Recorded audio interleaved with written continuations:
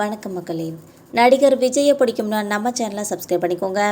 நடிகர் விஜய்க்கு ஆதரவாக அவரோட நண்பரும் நடிகருமான சஞ்சீவ் அவர்கள் வெளியிட்ட பதிவு ஒன்று சமூக வலைதளங்களில் வைரலாகி வந்துட்டு இருக்குது.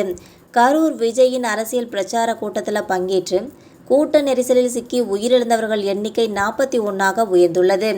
தற்போது உயிரிழப்பு அதிகரித்து வரும் இந்த நிலையில் உயிரிழந்தவர்களுக்கு 20 லட்சம் ரூபாய் நிதியுதவி வழங்குவதாக நடிகர் விஜய் அவர்கள் அறிவித்திருக்கிறார்.